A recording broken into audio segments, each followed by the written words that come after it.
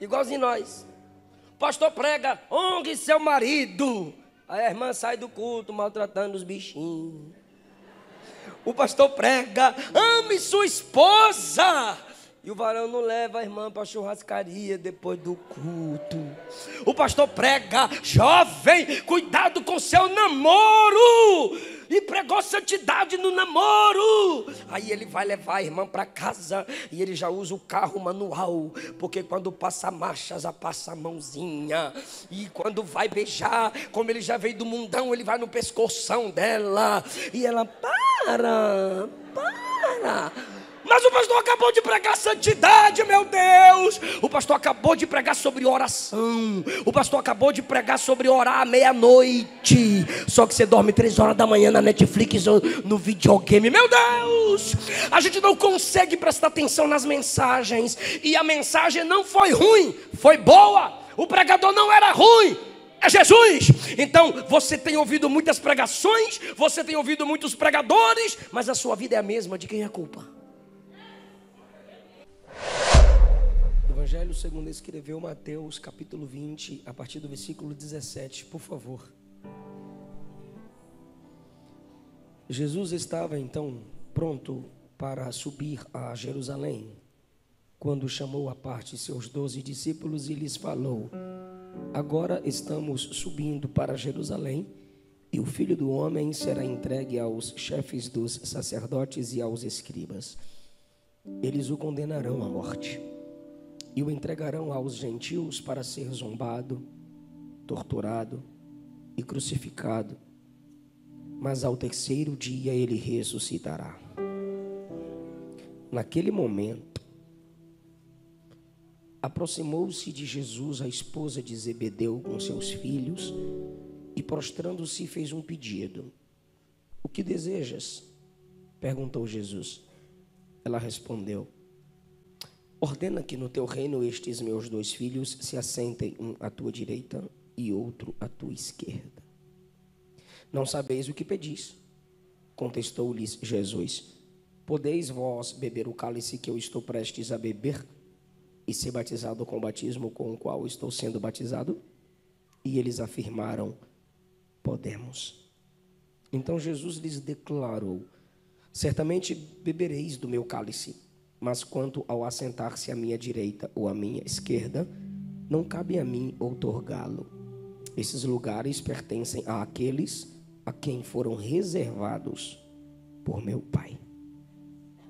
Um versículo só, que é o 28, por favor.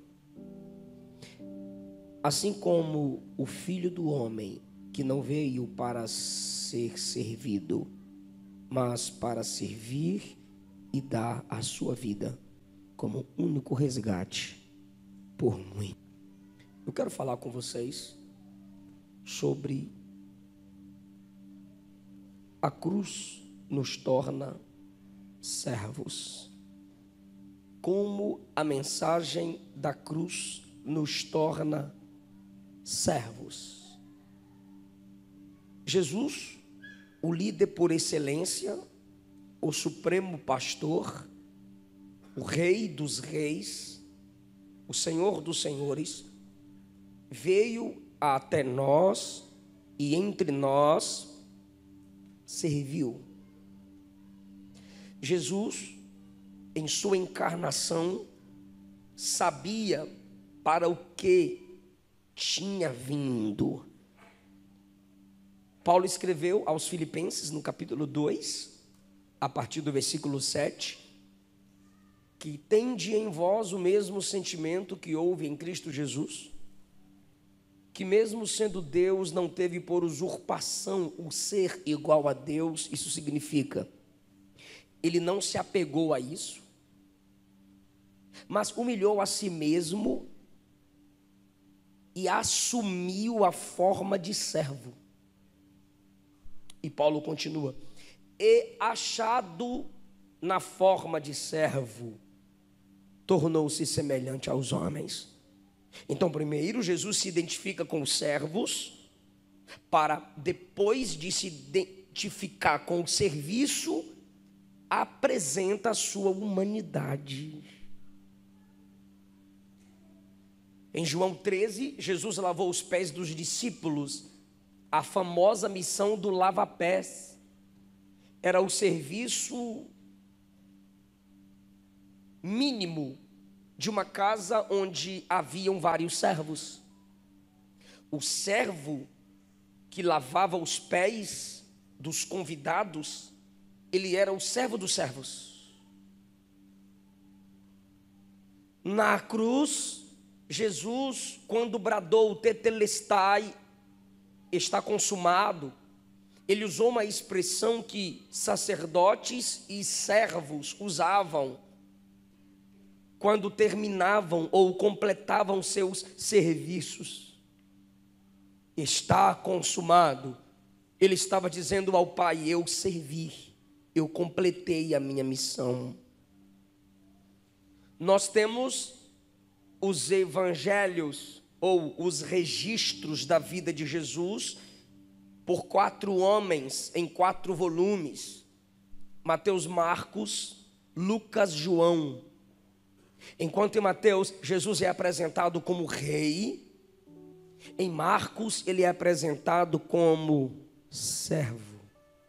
Por isso que em Marcos não temos a genealogia de Jesus, porque servo não tinha genealogia. Esse Jesus que veio, como ele mesmo disse, para servir e não para ser servido, ou seja, seu propósito original, sua missão primordial na terra foi entregar. É óbvio que ele recebia e ainda recebe, mas esse não é o seu foco principal. Esse Jesus que veio como servo e até hoje serve,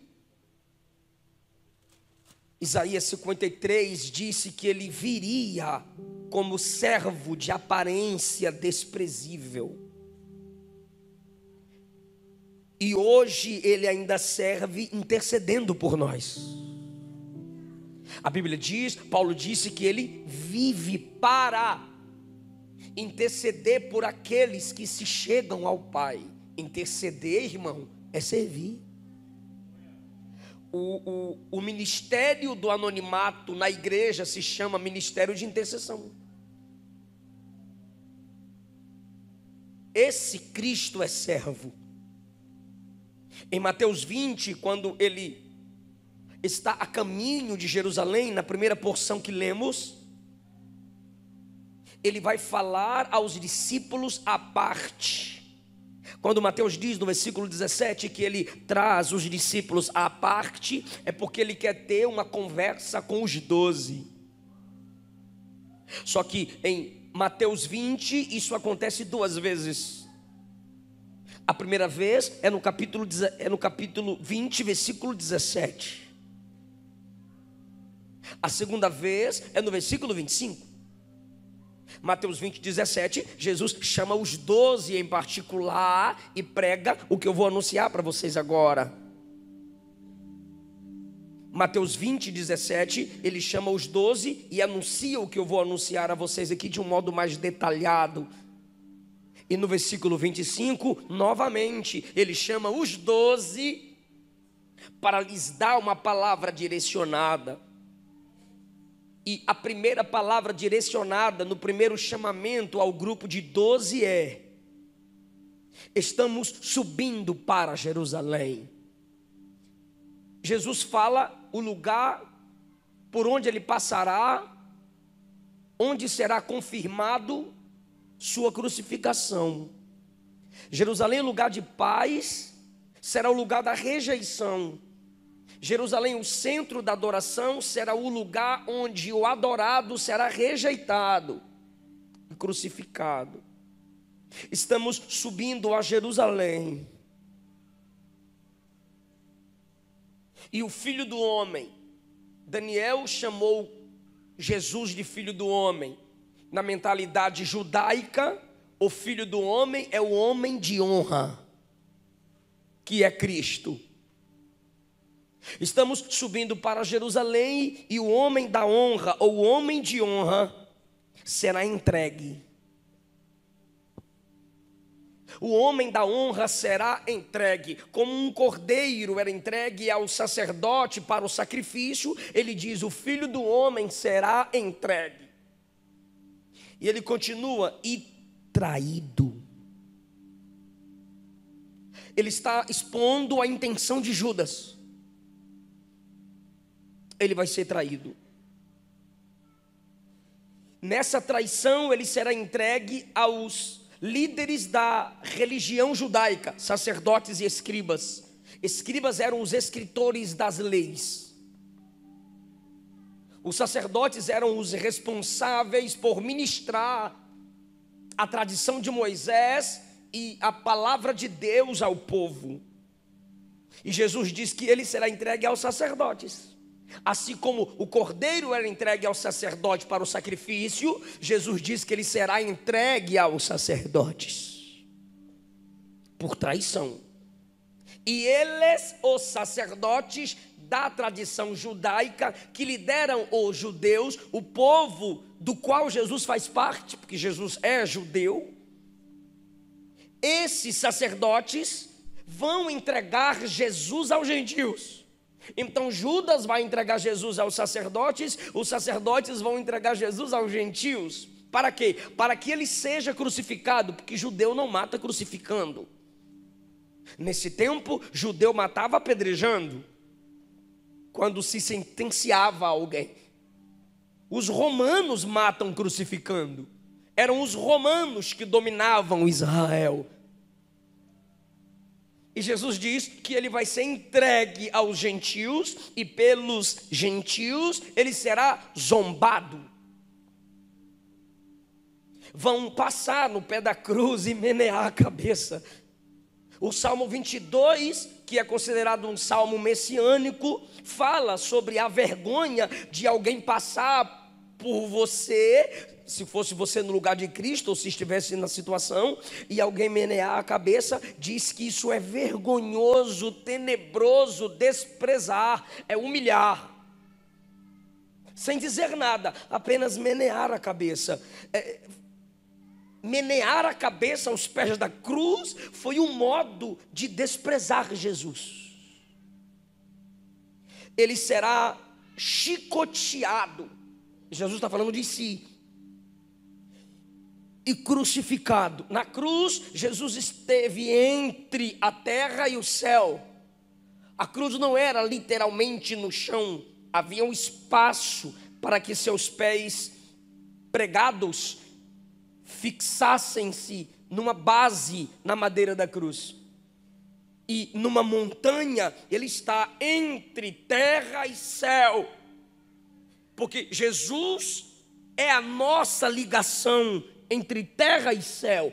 É ali na cruz onde ele faz a reconciliação dos homens com Deus e de Deus para os homens.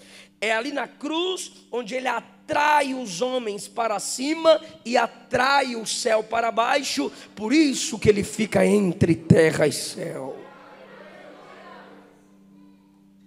Posso fazer uma pergunta? Diga amém.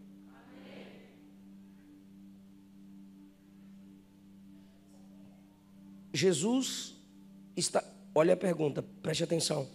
Jesus está dizendo que isso está acontecendo ou que aconteceria? Pode pensar, eu espero. Jesus, nesse momento, versículo 17, está narrando que estava sendo açoitado, traído ou que seria. Bora lá? Que seria. Tudo que Jesus está falando em Mateus 20 só vai se cumprir a partir de Mateus 26. Falta uma semana para que se inicie tudo que ele está falando em Mateus 20. Então ele não está falando do que está acontecendo, ele está falando do que iria acontecer. E isso aqui é para quem lê Bíblia. Do jeito que ele falou, aconteceu. Vou perguntar de novo. Ele foi traído? Ele foi entregue? Ele foi açoitado? Ele foi crucificado?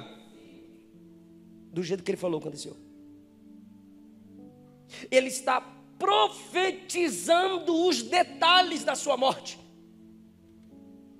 Ele está profetizando os detalhes do seu sacrifício. Por quê, pastor? Primeiro, porque ele sabe. Segundo, porque ele nunca perdeu o controle da sua crucificação. Os discípulos deveriam guardar isso aqui. Por que tem 2 discípulos no caminho de Emaús desanimados? Por que tem Tomé duvidando? Por que tem as mulheres temerosas no dia da ressurreição? Por que tem Pedro negando? Era para guardar isso aqui. Do jeito, irmão, era só olhar para trás e dizer: do jeito que ele falou, aconteceu. Então ele sabia de tudo. Ele estava no controle. Ele não foi um mártir, ele não foi um coitadinho. Ele estava no controle da situação. Ele não foi à cruz por causa da traição de Judas. Ele não foi à cruz por causa dos sacerdotes. Ele não foi à cruz por causa da ira dos romanos. Ele disse em João 10: a minha vida ninguém tira, sou eu quem a dou, porque eu tenho poder para tomá-la de volta.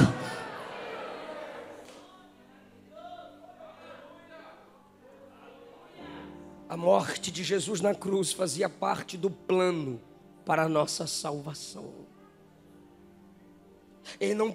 Isso aqui não poderia acontecer no capítulo 20, porque é no capítulo 26 que se inicia a Páscoa.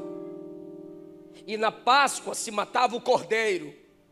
E quando João o apresentou ao mundo, o que foi que João disse dele? Eis o cordeiro de Deus que tira o pecado do mundo. Ele não poderia morrer antes, ele tinha que morrer na Páscoa, porque era na Páscoa que o cordeiro era entregue. E como ele é o cordeiro de Deus, é na Páscoa que isso aqui tem que acontecer. Ele estava no controle de tudo. As mulheres choravam e carregando o madeiro central da cruz, ele parou, olhou para elas e disse: não chorem por mim, chorem por vocês. Por quê, pastor? Ele estava dizendo: eu estou no controle. Quando Judas pensou que ainda estava escondendo, ele disse a Judas: amigo, apressa, faz o que tem que fazer. Ele estava no controle. Pilatos olhou para Jesus no dia que Pilatos o apresentou à multidão, e Jesus calado estava. Pilatos olhou para ele e disse: fala alguma coisa, eu tenho poder para te soltar e para te matar. Jesus disse: nenhum poder tu tens sobre mim, se do alto não lhe for dado. Eu estou no controle da minha crucificação. Quando Maria chorava ao pé da cruz, olha ele servindo. Maria, João, eis aí, ó, teu filho. João, eis aí a tua mãe. Então, do jeito que ele profetizou, aconteceu. Nessa pregação aos 12, se nós pudermos aqui teologar ou teologizar através de lições, o que temos aqui? A martiologia, a doutrina do pecado. Por que ele vai morrer? Por causa do pecado da humanidade. O salário do pecado é a morte. Se ele vai morrer, é porque ele vai assumir a morte da humanidade, porque ele é santo. Sendo ele santo, não tem pecado em si. Então por que ele vai morrer? Porque ele vai assumir minha culpa. Assumindo minha culpa, ele está assumindo o meu pecado. Assumindo o meu pecado, o nosso pecado, ele assume nossa morte. E quando ele assume nossa morte, o que aconteceu no mundo espiritual? Ele fez uma troca. Eu pego a sua morte e você recebe a minha vida. Eu pego a sua culpa e você recebe a minha justiça.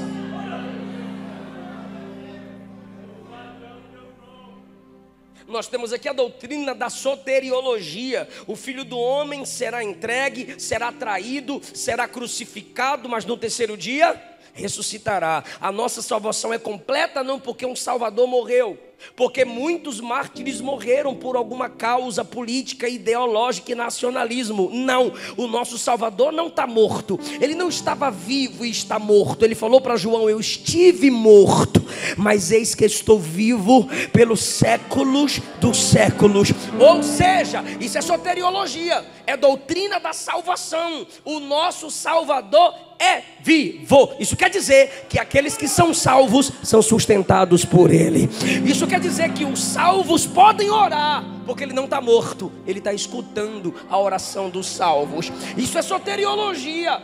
A mensagem da salvação completa é essa: ele morreu e ressuscitou. Ele morreu porque assumiu minha culpa. Ele morreu porque assumiu minha morte. E porque ele ressuscitou? Porque ele é santo. Como ele é santo, a morte não pode deter quem é santo. A morte só pode segurar quem já pecou. Como ele nunca pecou, ele levantou no dia que ele disse que iria levantar. E o dia que ele disse que iria levantar seria o terceiro dia. E no terceiro dia ele ressuscitou. Ele cumpriu a palavra, ele venceu o diabo, ele venceu a morte. O nosso Salvador vive. Você tem um ministério profético. Você tem um ministério profético em Cristo. Ele era profeta.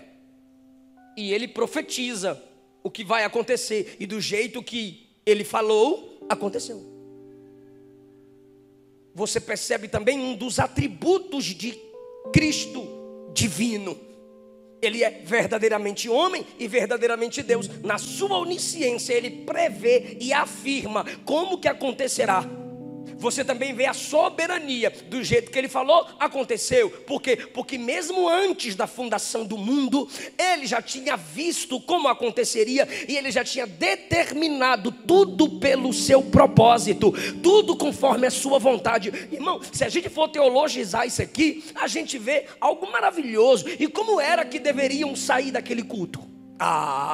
Os irmãos mais antigos, os irmãos mais experientes, os irmãos raízes sairiam do culto dizendo: ele vai morrer por mim?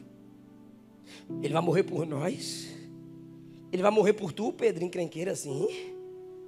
Ele vai dar a vida dele em lugar do Judas? Por mim? Por nós? Não. Se isso não for amor, o oceano secou. Se isso não for amor, não há estrela no céu. Se isso não for amor, as andorinhas não voam mais. Deixou o resplendor de sua glória, sabendo de tudo isso aqui, é muito amor. Não, eu não mereço. Não, eu não mereço. Oh, ele me amou.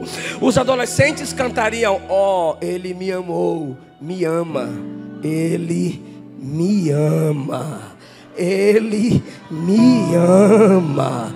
Os adolescentes cantariam: eu sou livre, eu sou livre. E para os três do Kleber Lucas, alvo mais que a neve, alvo mais que a neve, porque ele é santo e vai morrer no meu lugar. Eu não mereço, mas ele vai pagar a minha culpa. A gente sairia desse culto chorando, a gente sairia desse culto agradecendo, sairíamos desse culto se perguntando: que amor é esse?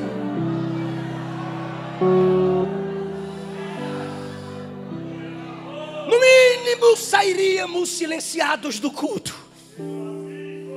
Meu amigo, amado da minha alma, que valor há em mim? Eu não mereço.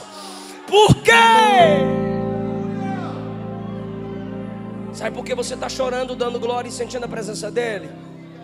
Porque esse é o normal depois de uma mensagem como aquela. Sabe o que aconteceu? Acabou o culto, vem uma irmã com 2 marmanjos. Bora lá, mamãe, bora, meus filhos. Aí o John e o Tiago, que eu não sei falar inglês. Aí o John, que é João em inglês, e o Tiago, Tiger, James, João e John e James. Bora lá, mamãe, bora. Aí os 2, John e James, e a mamãe no meio. Vamos lá que a mamãe vai orar. E eles são inteligentes, porque oração de mãe tem um negócio assim, segredo.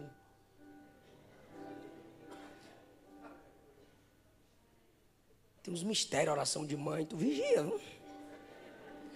Aí ela vai, irmão, Uma pregação sobre cruz, uma pregação sobre morte, uma pregação sobre humilhação, uma pregação sobre serviço, uma pregação sobre altruísmo, pensar mais no outro, pensar menos de si, não apenas menos em si, mas menos de si. Aí ela cai de joelho com os dois bonitões. Quando ela cai de joelho, irmão, tu imagina ela chegando de joelho e a gente olhando aquela cena. Olha que mulher de Deus. Olha, a mulher veio e botou os dois filhos de joelho. Isso que é crente. O povo está tudo em pé e a mulher está de joelho. Você espiritualizaria a cena. É igual os crentes que põem no Facebook, indo orar.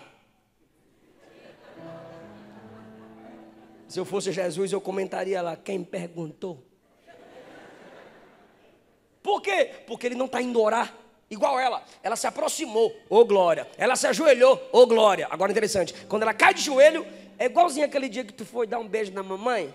Aí a mamãe diz, sei. O que você quer? Igualzinho, ó. Ela se aproximou, se ajoelhou. Quando ela se ajoelhou, Jesus disse, o que você quer? Está aí no versículo 21. Por quê? Porque na maioria das vezes, quando a gente diz que está indo adorar, a gente está indo pedir. Quando a gente diz que está indo orar, a gente está indo pedir. Quando ela cai de joelho com os dois filhos, Jesus diz, o que você quer? Olha o pedido dela. Senhor, declare que no teu reino, meus dois filhos, um se assente do lado esquerdo, o James, e do lado direito, o John. Ordene que no teu reino, meus dois filhos se assentem em dois tronos. Me ajude. Senhor, ordene que no teu meus dois filhos se assentem, cada um em um. Mas Jesus acabou de falar de cruz. Ele acabou de falar de dor. Ele acabou de falar de morte. Mas o que está no coração deles? Trono. Jesus acabou de falar de serviço. Mas o que está no coração deles? Quero mandar nos outros. Jesus acabou de falar de altruísmo, dar a vida por amor. E o que eles querem? Cargo de destaque. Igualzinho nós. O pastor prega, honre seu marido. Aí a irmã sai do culto maltratando os bichinhos. O pastor prega, ame sua esposa. E o varão não leva a irmã para a churrascaria depois do culto. O pastor prega, jovem, cuidado com seu namoro. E pregou santidade no namoro. Aí ele vai levar a irmã para casa e ele já usa o carro manual, porque quando passa a marcha, já passa a mãozinha. E quando vai beijar, como ele já veio do mundão, ele vai no pescoção dela. E ela, para.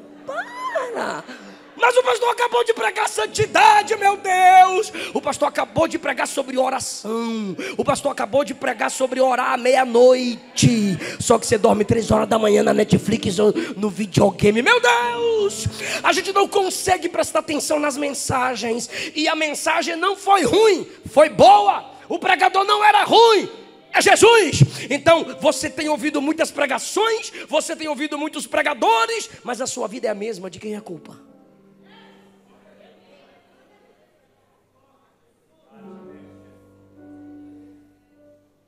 Senhor, eu quero que meus dois filhos se assentem, um do lado direito e um do lado esquerdo. Pastor, mas ela está orando.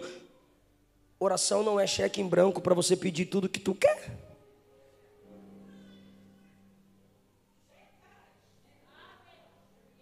Oração é para você se submeter à vontade dele. Não, pastor, mas eu tenho fé. Legal. A fé não é para Deus te agradar? Sem fé é impossível? Então não é para Deus te agradar, é para tu agradar a Deus. Se você tem fé de verdade, ainda que Ele desagrade você, tu tem que agradar a Ele. Isso é fé. Tiago disse, capítulo 4, versículo 3, outro Tiago: pedis e não recebeis, porque pedis mal, para gastardes em vossos próprios deleites. Sabe o que é isso? É no dia do aniversário da mãe ou no dia do aniversário do pai, o adolescente chega e diz: mãe, me dá dinheiro. Aí a mãe diz: não tem dinheiro. Ele diz: faz o Pix. Aí a mãe faz o Pix. Ele pega o dinheiro todo e vai comer pizza.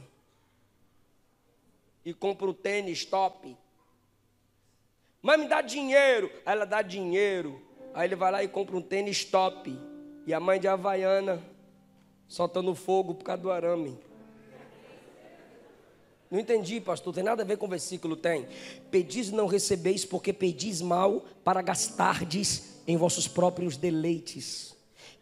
O que ele está dizendo é: você está pedindo para quem tem, não para agradar quem te deu, mas só para agradar a si mesmo. Você está usando quem tem, você está explorando a fonte. Então quando você pede só pensando em si, ele não vai te dar. Ele não vai te dar. Aí, qual é o pedido? Senhor, coloca meus filhos em tronos. E Jesus disse que os apóstolos se assentariam em tronos. Só que ela diz assim: só 2 está bom, o resto fica fora. Só meus filhos que sobem.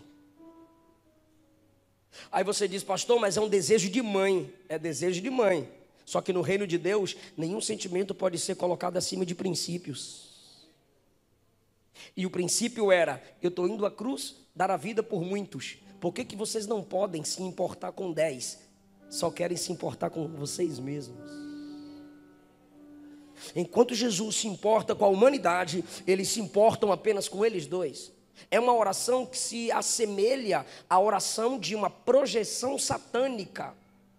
Porque Isaías e Ezequiel apresentam palavras que é protótipo de uma oração satânica, que evidencia, que projeta a soberba de Satanás. E que oração é essa?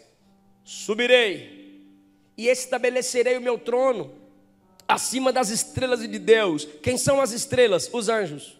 Aí agora eles dois falam assim com a mamãe: mamãe, ajuda nós a orar. Para quê? Para nós subirmos no trono. Eles não oram dizendo: Senhor, 12 tronos para nós tudo. Não, eles dizem assim: Senhor, só 2 tronos, o resto que se exploda, só nós está bom. Então eles querem os 2 acima dos 10. Igual as palavras que é uma projeção profética para a soberba de Satanás: subirei e estabelecerei meu trono acima dos anjos. Segundo ponto: e serei semelhante ao Altíssimo. É a oração da projeção satânica. Isaías 14, Ezequiel 28. E agora, o que ela diz? Rapidinho, olha para cá. Senhor, 3 tronos.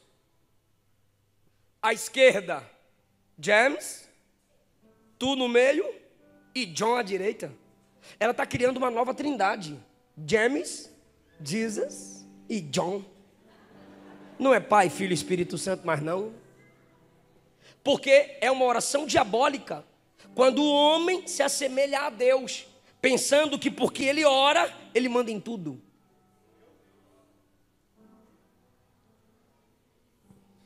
Eles têm um entendimento errado acerca do reino. Eles estão orando assim porque eles nutrem pensamentos triunfalistas no reino. É igualzinho nós. Você não pode sofrer, você vai vencer. Você é top, não pode sofrer. A roda vai girar e quem está embaixo vai ficar por cima. E quem te viu na prova e não te ajudou, quando te ver na besta vai se arrepender. Vai ficar com vergonha e você vai voar, voar, voar. Parece os funks que tem aí fora, né? Você. Enquanto o culto deveria ser para Jesus, eu sou o centro das canções. Eu sou o centro do culto. Minha dor, minha angústia, minha vitória, minha bênção, meu. Cadê Jesus no culto? É pensamento triunfalista a respeito do reino. Só que Jesus acabou de dizer que ele vai morrer, ele vai ser crucificado. Mas eles estão com qual mentalidade? Romana. Por que a mentalidade romana? Porque, como eu já disse, se você assistiu algum filme épico, você sabe que Roma crescia, invadia as nações e as liderava. E no tempo de Jesus, Roma dominava Israel. Então, os cavaleiros, os romanos, passavam nas ruas. E eles ficavam olhando, olha o cavalo. Aí chegava assim, ó, os centuriões com a espada na cintura. Centurião, não é cinturão, é centurião, capitão de 100 homens. Ele com a espada aqui, ó, e 100 homens atrás. Ele fazia assim, o soldado já estava com a espada na mão. Pois não, mata quem?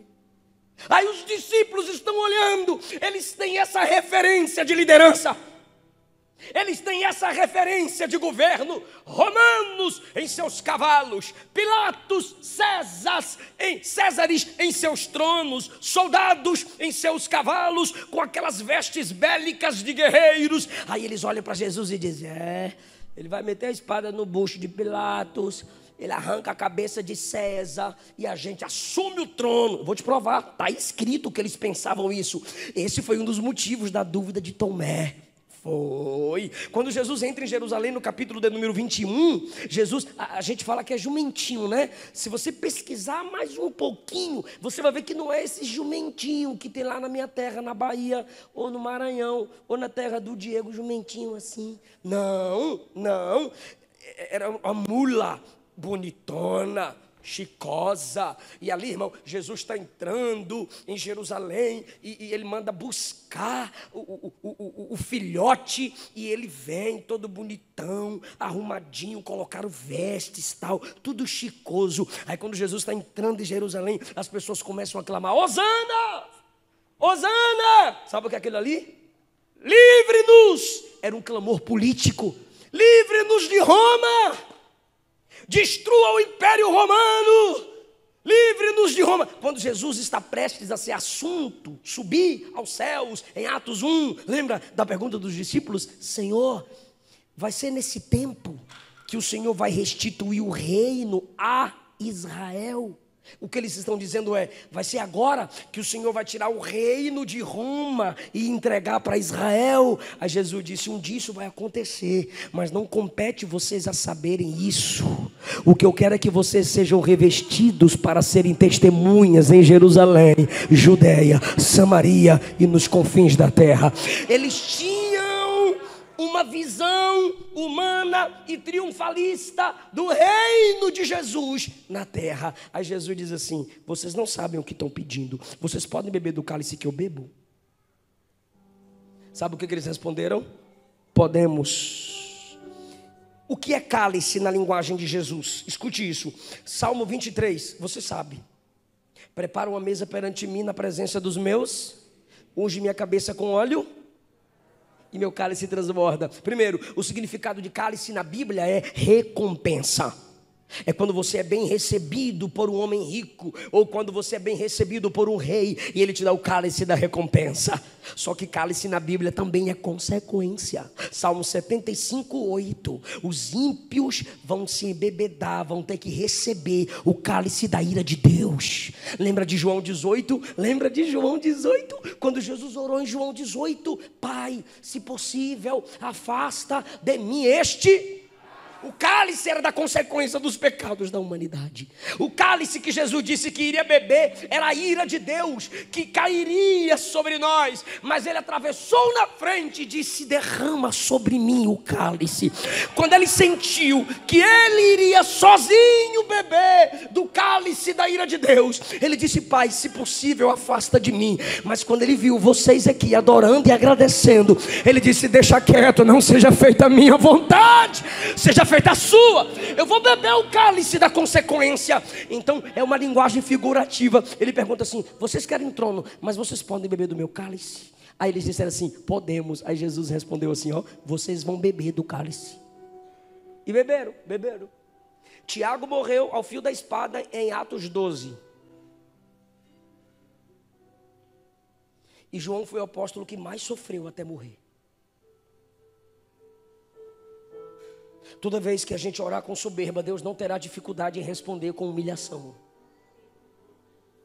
Cada vez que eu orar com egocentrismo, Deus me mostrará o valor do evangelho, e o valor do evangelho é sempre pensar no outro, e todos eles morreram para que a igreja continuasse crescendo e pregando o evangelho. Se eles negassem a fé, os crentes mais fracos também negariam, então eles morreram sofrendo sem negar a fé, para que os crentes mais novos olhassem para eles e dissessem: se eles estão morrendo, é porque a salvação é de verdade, Jesus salva mesmo, Jesus é real. Eles beberam do cálice, se importando com os outros, apesar de nesse dia orarem com orgulho. Aí Jesus profetizou e aconteceu: vocês vão beber do cálice que eu bebo. Agora, esses lugares, o assentar-se à minha direita e à minha esquerda, é para quem meu Pai já reservou. O que Jesus está dizendo é: eu não posso passar na frente do meu Pai, enquanto vocês querem que eu passe vocês na frente de todos os discípulos. Por quê? Porque a referência deles é Roma e não Jesus. Lembra do início da mensagem, pelo amor de Deus, em nome de Jesus, por favor, por gentileza. Jesus falou de cruz, de morte, altruísmo, salvação, sangue, substituição, pensar no outro, mas eles estão pensando em trono para eles. Aí quem é a referência deles? Roma e não Jesus. Em quem você se espelha? Quem você segue? Quem você escuta? O que você escuta? O que você lê? Métodos humanos que não se submetem às escrituras não podem continuar sendo usados dentro da igreja, não podem prevalecer na sua mentalidade.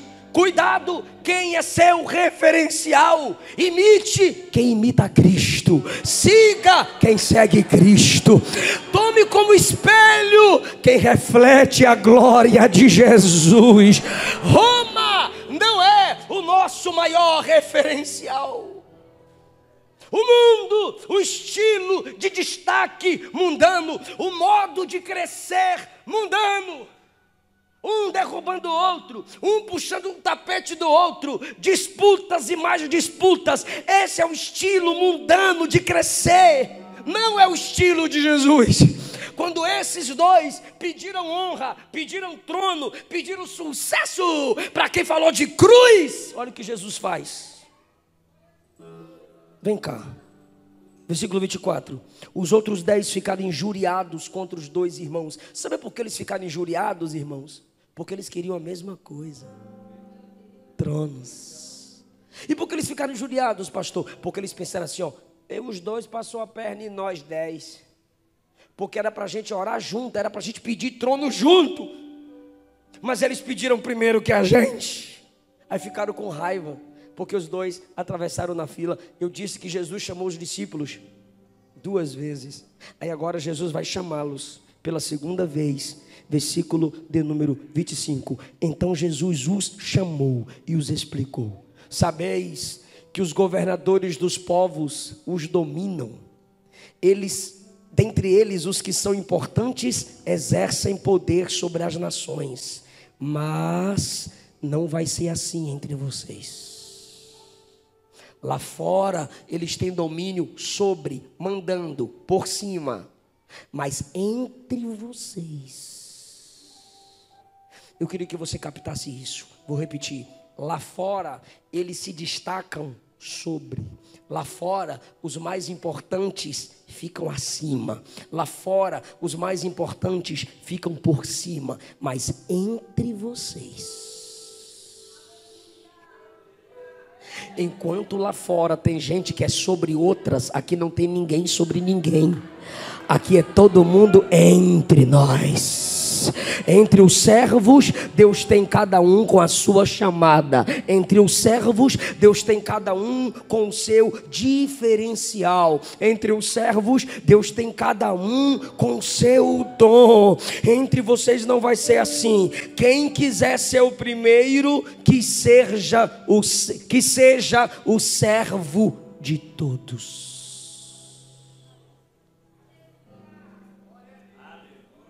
Jesus não mede grandeza pela quantidade de pessoas que me servem. Ele mede grandeza pela quantidade de pessoas que eu sirvo. Vou repetir: o mais importante dentre vós deve ser o servo de todos. Sabe por que o pregador prega em pé? Porque ele é o servo. Quando você vai num restaurante, os clientes sentam. Quem me ouve diz amém. Os clientes sentam e o garçom fica em pé. Quando você assume a tribuna e canta em pé. Quando você assume a tribuna e prega em pé. Quando você assume o microfone e dirige o culto em pé, você é servo dos que estão sentados. No reino de Deus, os que mais têm devem ser aqueles que mais servem. Pastor, e como eu descubro o que eu tenho? Servindo. Olha o que Jesus diz: lá eles governam sobre todos, mas entre vocês. Ele está dizendo que a igreja tem que olhar um para o outro e se estabelecer como servos uns dos outros. Eu não estou na igreja para sugar dela. Eu estou na igreja para ser uma bênção nela. Pastor, então como eu faço para ser um servo no reino? Aprenda com Jesus. Quando na cruz, como ele serviu? Intercedendo: Pai, perdoa, porque não sabem o que fazem. E hoje à direita de Deus, como eu já disse, ele está intercedendo. Ah, irmão, fala comigo. Não é para falar para o irmão, é para falar após mim. Diga: quando eu canto. Diga, quando eu canto, eu me assemelho a anjos. Quando eu prego, eu me assemelho a apóstolos. Mas quando eu oro por alguém, eu me assemelho a Cristo. Aleluia! Pois nem mesmo o Filho do Homem veio para ser servido, mas para servir e dar sua vida em resgate por muitos. Fica comigo, por favor. Jesus chamou os discípulos. A resposta é sim, me estressa não. Jesus chamou os discípulos na primeira vez, versículo 17, e pregou cruz, sim ou não? Mas eles não captaram a mensagem. Por quê? Ele pregou cruz e eles oraram pedindo o quê? Trono. Ele pregou humilhação e eles oraram pedindo exaltação. Ele pregou o serviço e eles oraram pedindo governo, autoridade sob o estilo humano. E agora Jesus chama no canto e prega de novo. E o que ele prega? Cruz. Era para mudar a mensagem. Eles não gostaram. Não encaixou, não entrou. Ele prega a cruz, eles querem trono. Eles pregam humilhação, eles querem honra. Ele prega altruísmo, eles querem destaque. Aí Jesus chama no canto e diz assim: ó, esse estilo é lá de fora, o meu estilo é esse. Eu vim servir e dar a minha vida em resgate por muitos. Onde foi que ele deu a vida? Na cruz. Onde foi que ele derramou o sangue que resgata? Na cruz. Sabe o que ele está dizendo? Ainda que vocês não mudem, eu não vou mudar a mensagem. Eu vou continuar falando da cruz. Eu vou continuar falando da cruz. Por quê? Porque ela é loucura para quem se perde. Ela é loucura para quem não se submete ao reino. Mas para quem é do reino, a mensagem da cruz, Deus sofrendo por nós, é poder de Deus. Ele está orando na cruz: Pai, perdoa. Porque na autoridade humana, no governo humano, se você me fere, eu mando tu vazar. Se você me fere, eu substituo você. Só que com a mensagem da cruz, se tu me fere, eu tenho que perdoar você, ou eu tenho que pedir perdão para tu.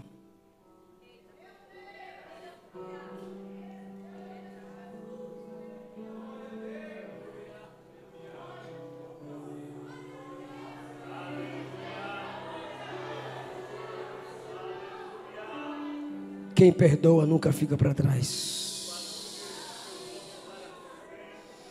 José perdoou seus irmãos, governador do Egito.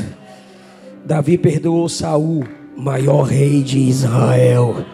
Jesus perdoou nossos pecados, está sentado à destra do Pai. Quem perdoa tem o governo. Quem perdoa lidera a si mesma, a si mesmo. Vocês querem liderar os outros, mas quem assume a cruz tem domínio sobre seus próprios impulsos. Porque na cruz, a mão dele estava crucificada, seus pés crucificados. Quem está crucificado está dominado. Quem quer mandar demais, quem quer governar demais, não está crucificado. Mas quem está crucificado não se autogoverna. É um sacrifício vivo entregue no altar. E vocês cantaram aqui, me queima porque o altar sou eu. Isso é cruz. Na cruz, ele estava se importando com quem estava abaixo dele. Maria, eis aí teu filho. João, eis aí tua mãe. Quem tem a mensagem da cruz tem o seu orgulho quebrado e se importa com os que estão abaixo. É o que Jesus disse: cuidar dos pequeninos. Na linguagem de Jesus, pode ser as crianças. Na linguagem de Jesus, pode ser aqueles que estão fracos na fé. Na linguagem de Jesus, pode ser os novos convertidos. Na linguagem de Jesus, pode ser aqueles que sabem menos do que a gente. Na cruz, ele estava se importando com quem estava do lado dele. Os dois começaram a dizer: se és o Salvador, desce daí e salva nós também. Oração de bandido, né? Desce e salva nós. Só que de repente um deles viu que o homem da cruz do meio não revidava. Vou repetir, um deles viu que o homem da cruz do meio não revidava, não amaldiçoava, não xingava. E de repente ele deu uma olhada assim, viu a plaquinha, rei. Primeiro folheto na Bíblia, quando ele lê a palavra rei, ele disse: é rei, tem reino. Senhor, lembra de mim quando entrares no teu reino. Olha Jesus servindo de novo. Hoje estará comigo no paraíso. Ele está servindo. Eu não vim para ser servido, eu vim para servir e dar minha vida em resgate por muitos. Hoje, sabe o que é isso? Servos não deixam para amanhã o que pode fazer agora. Provérbios diz: não diga ao teu vizinho para esperar até amanhã se você pode ajudá-lo hoje. A cruz me torna servo emergente. A cruz me torna servo urgente. Eu vou esperar eu crescer mais para pregar. Imagine eu esperando crescer para pregar. Deixa eu ficar mais velho para depois eu pregar.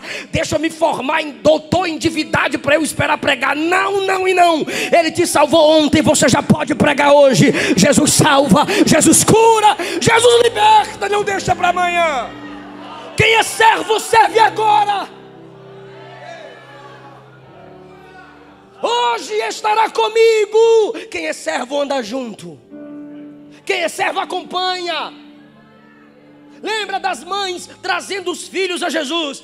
Lembra de Paulo? Eutico cai da janela. Paulo interrompe o sermão, desce, ora pelo rapaz, abraça o rapaz, leva-o para cima. E quando acaba o culto, ele é conduzido pelos irmãos até chegar em casa. Servo acompanha. Hoje estará comigo.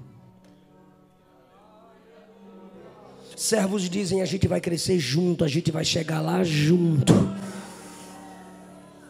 no paraíso. Você queria que eu descesse da cruz, só que eu não vou descer, eu vou te levar para cima. Tu queres que eu desça, mas eu vou te levar para cima. Senhor, dá-me um coração de servo. Porque se alguém deseja, se na carne eu estiver, alguém deseja a minha queda, eu digo, cada um dá o que tem. Se tu quer minha queda, quem vai cair é tu. Mas não, quando eu tenho um coração de servo, você quer que eu desça, mas eu quero que você suba. Vem para o paraíso, vamos subir juntos. Perde essa visão de disputa.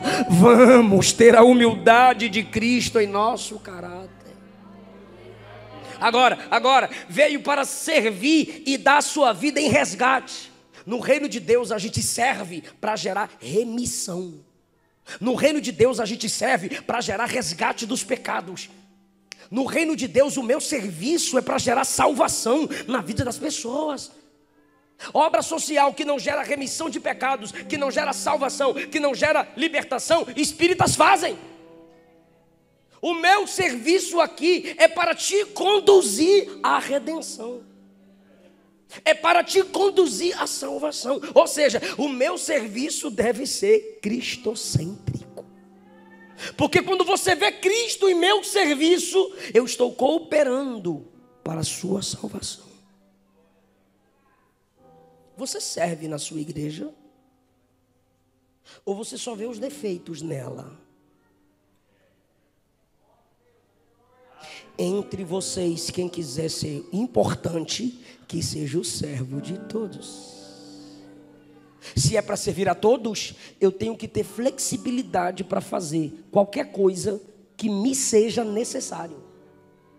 Não, mas eu não tenho um talento, eu não tenho um chamado, eu me formei para outra coisa, eu não me formei para isso. Imagina alguém caído no chão, aí tu diz, eu não tenho um dom da misericórdia, outro tem.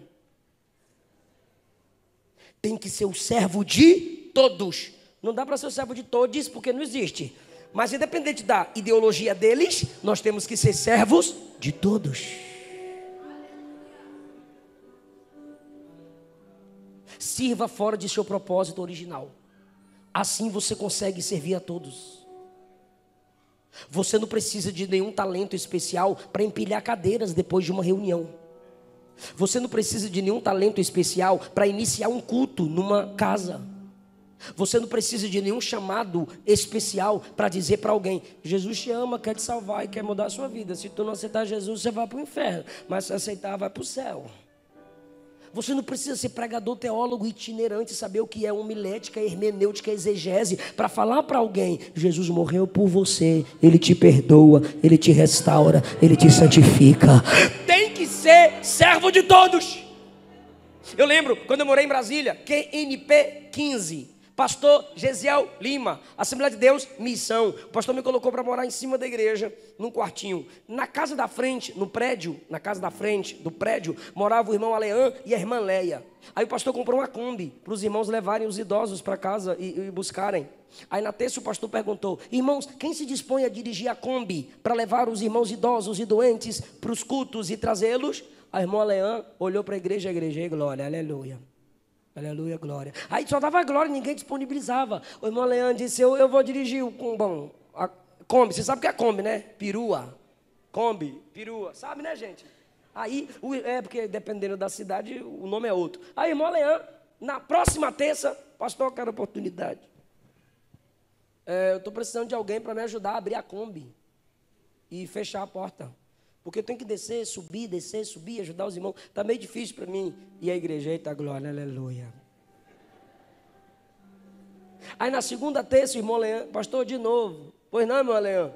É aquele negócio lá. Ô irmãos, o irmão Leandro está precisando se tem alguém para ajudar. Eita, aleluia, glória, fala a Deus. Aí eu falei, eu vou ajudar a abrir a Kombi, fechar a Kombi. Aí eu fui, tinha 15 anos. Eu era daqueles que ia para o culto com o esboço todo marcado na Bíblia. E dava glória assim, eita glória! Tomara que o pregador não venha hoje. Vai dar uma dor de barriga nele. Eita glória! E eu nunca recebi oportunidade. Aí eu falei, sabe de uma coisa? Quando a Kombi estiver cheia...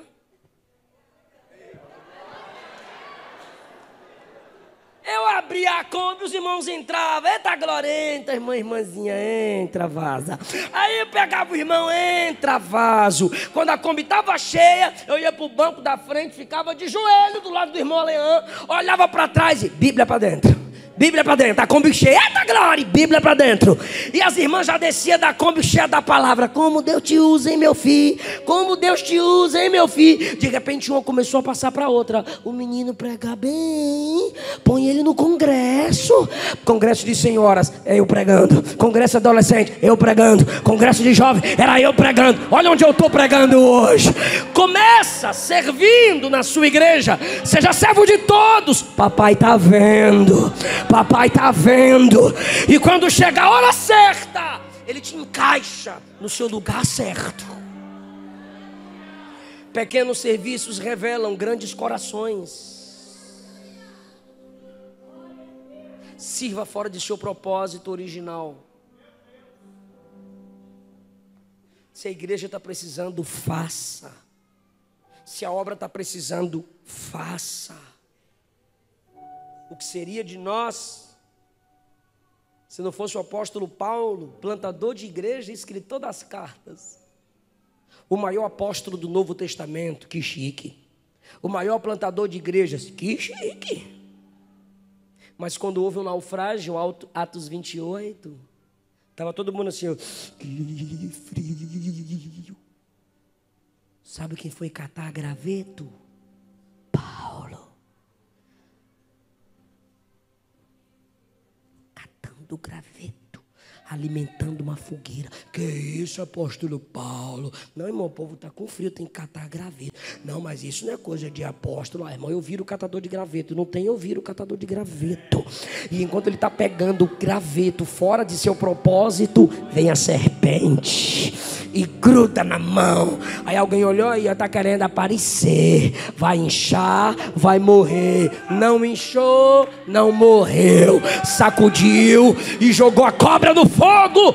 Não morreu e a cobra foi para o fogo. Aí no outro dia, cadê os doentes da ilha? Disse Paulo. Cadê os doentes? Está aqui os doentes. Aí a mão que a serpente picou, orando pelos doentes. Cura, Jesus. Cura, Jesus. Cura, Jesus. Cura, Jesus. Ah, meu Deus. E depois que as pessoas foram curadas, começaram a trazer presente para ele. Toma um presente. Toma um presente. Toma um presente. Teve gente que não entendeu, mas vai entender agora. A mão que pegou o graveto alimentou a fogueira. A mão que alimentou a fogueira foi picada pela serpente. A mão que foi picada pela serpente jogou a serpente no fogo. A mão que jogou a serpente no fogo orou pelos enfermos e Jesus curou. E a mão que orou pelos enfermos e Jesus curou, segurou um monte de presente e saiu da ilha.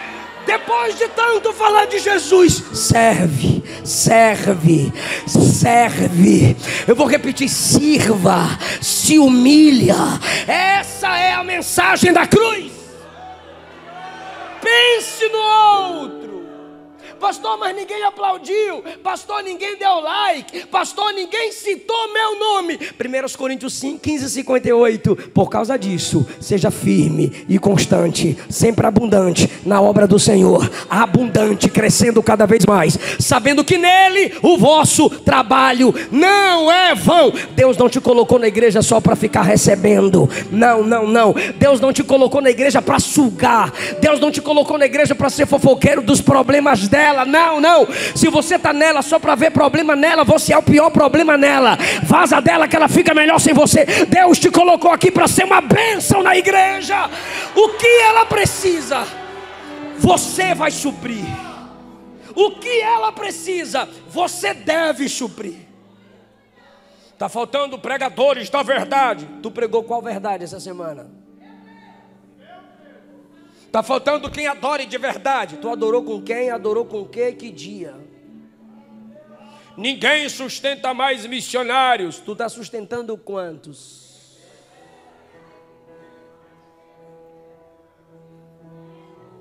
Quem quiser ser o primeiro, que seja servo de todos.